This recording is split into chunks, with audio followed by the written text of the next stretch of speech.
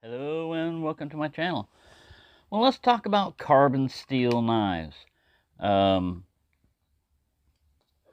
and mainly the difference between patina and rust. Um, Now, for people who already know all this, I'm not going to tell you anything new that you don't already know. And for those of you that don't know, then this will just give you a kind of an overview of what patina is, why it develops, and is it a good thing or a bad thing? All right, so when I grew up, we had stainless steel. They hardly ever said anything about the composition of the stainless steel other than surgical stainless steel, or, stuff like that, but rarely told you what it was. The main thing was, with the stainless steel knife, you could basically do what was we would consider back then as knife abuse. Use it and then don't clean it off and put it up. And the knife it's not stain free.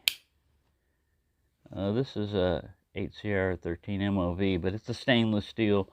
If you subjected it to enough stuff, it can get a kind of a stain. You could call it stainless, not stain proof. There are some steels out there that are virtually rust proof. You can put them in salt water and stuff, and they don't rust. But we're talking about carbon steels, and carbon steels usually require a little bit of maintenance and upkeep. Now this one here, I had stored in the sheath. This is a Pakistani type of knife sent to me by Toby and family a while back, and when I pulled it out, there was other sheath. Yeah, it's neglect and everything. There was rust here. Rust is the red flakes and stuff, and it's not a good thing. You usually don't want rust. Patina, on the other hand, is a thin layer, like an oxide coating. Oh, where are all my notes over here? Rust is iron oxide, and it forms when iron atoms lose electrons when combining with oxygen and water. Patina is a thin layer of oxidization, usually formed over age. All right, so this is an old saber knife right here. You see how the blade looks almost black? That's a protective coating, basically. Rust can't form on there because there's already some oxidation. Well, they can form, but there's already some oxidization going on. Now you can let it form naturally. Like even if you're taking care of your knives and stuff, you got a carbon knife, you cut an apple or an orange or something that's acidic, and you don't wipe it off right away. By the time you get back to it, it can already be starting to rust. And rust is a continuous process, so it's keeping going on. It's going to wind up pitting the metal. Now this I've cleaned off a little bit. Here's another example of a knife stored in a leather sheath. So, that's rust. It's brown, it's flaky and everything. And all these things that are really decorative right here, these little holes and little marks and everything, they're little pits. They're really hard to get rust out of. And also, if you had food and stuff like that, so just keep that in mind. If you're looking at something that's decorative and saying, "Oh, that looks cool" and everything, just keep in mind it's going to require a little bit more upkeep. Now, as you can see, this is rust, and what I do for these is the first thing you got to do is you got to stop that rust. Now, you can. If you're going to force patina on a knife, let me show you what a forced patina on a knife is.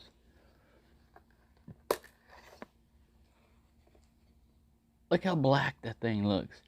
It's just a thin layer. This is a, Ontario knife.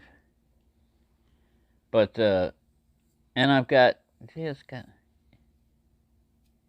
got stuff on it because I put oil on it, storing it in a sheath. That's, you know, kind of one of the disadvantages to it. If for example you were out in the woods, you know, and you pulled this out and you went, oh crap, you got to stop this. You know, it's gonna keep going on.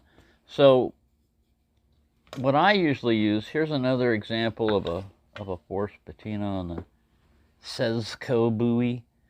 But you can see right here, that's rust. You see that? The patina worked pretty well to stop rust, and it gives you a different color and everything, but it's not perfect. It's just like bluing on a gun. They didn't make them rust proof. It just kept it from getting carried away. And of course, the answer, you know, to a lot of this is don't store your knives in the sheath, but I do it anyways. I'm just, you know, I don't always. I'm telling you what you can do to improve your life, but I don't always do it. I use one of these things. It's called like a rust eraser. I had one of these at Dollar Tree. I saw this. You can get these. These are a little bit rough though. You know, it's a little bit coarse and everything. This other one, you can even use a regular gum eraser, a rubber eraser and everything on it. You know, like a pink eraser, or, you know, school eraser. You can do that. I try to go with, you know, the grain. If you go like this and everything, you're gonna get scratches. You know, you can see where I was using that bigger abrasive on it, where it leaves gouges and stuff. No big deal. But yeah, and then the edge on this one was not super sharp, but I put it on the work sharp, and I gave it a 25-degree convex edge, and man, this puppy is sharp now. And that's kind of the fun of getting some of these.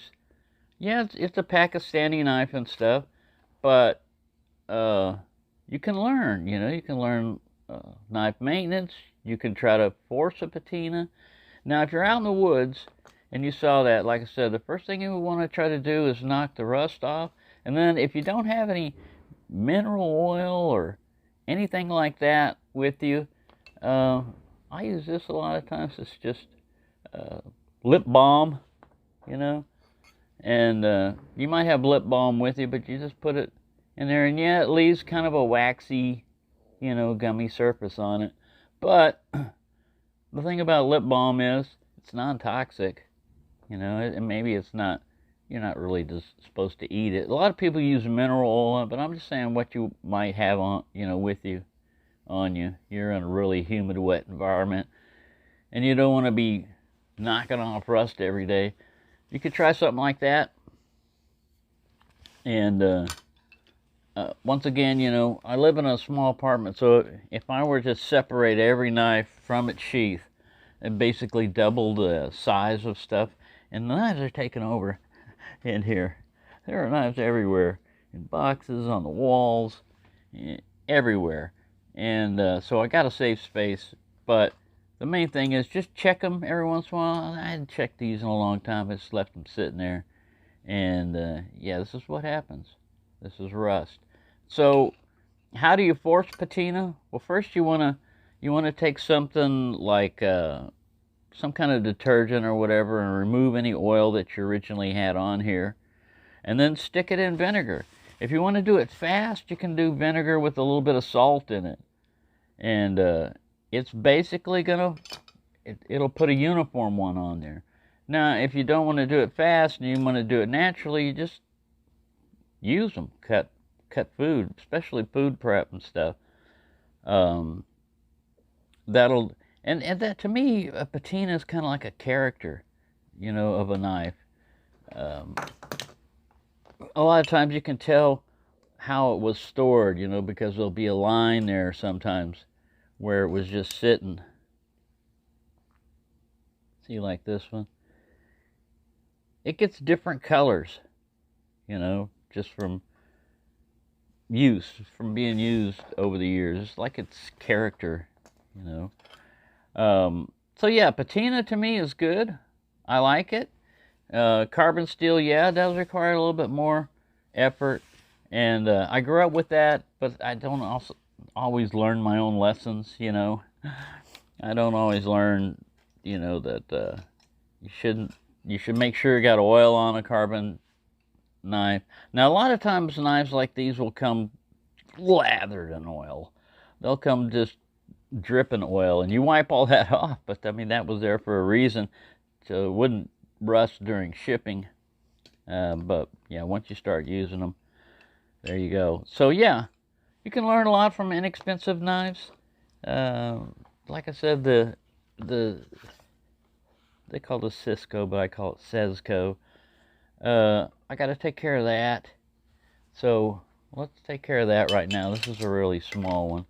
I'll just show you how that rust eraser works. So you want to be careful when you're dealing with blades, you know, of course, because you could cut yourself, which does happen. And see, the blade will start getting a little bit more shiny because you're knocking off that any patina that originally had in there. And you can see it started pitting, you know, a little bit. You can feel it. You won't be able to get it all out when you do this.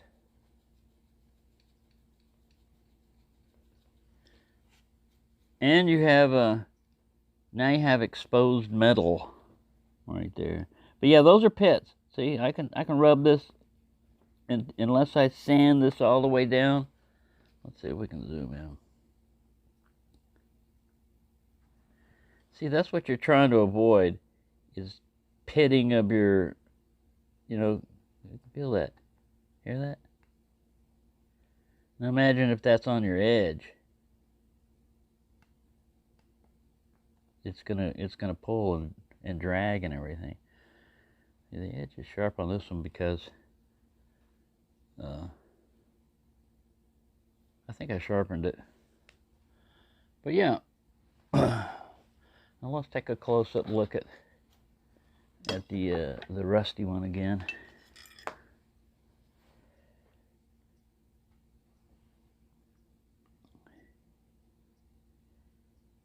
So you can see how it's hear that? That's just those ridges, but that's rust.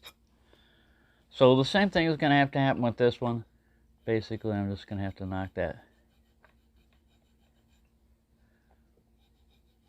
We get rid of all the red, and I wouldn't recommend using a bench grinder or anything like that because you just take off too much metal. This is just a you know, a mild abrasive. And like I said, getting into these pits is not easy.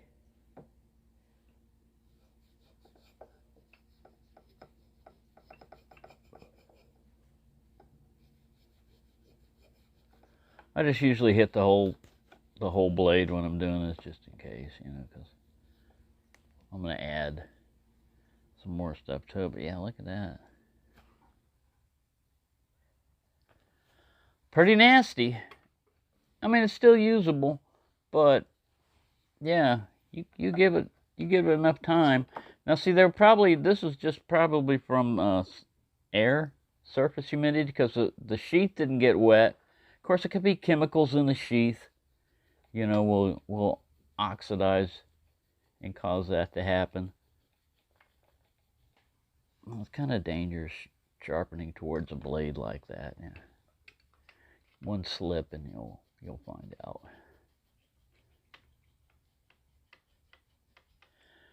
But yeah, this is why people like stainless steel, because you don't have to go through this as much.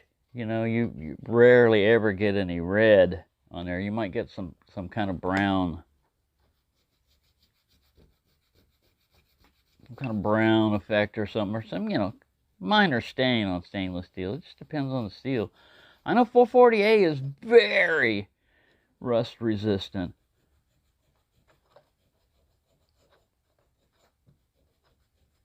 I mean, you can put it in vinegar and salt water and leave it there, and it'll just get, at most, maybe a slight gray film that easily knocks off. Anyway, there you go. That's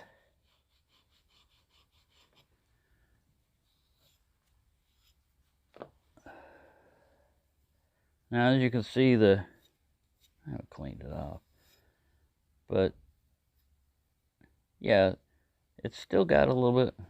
See those little holes in it? Get out of there, you. It's still pitted. Now, like I said, you can keep going on it, but you're not going to get it all out unless you sand the metal all the way down to the pit, and then you're removing that much steel for what? Just to make it look better. You do want to stop the corrosion from continuing, but let me see if we can knock that off there.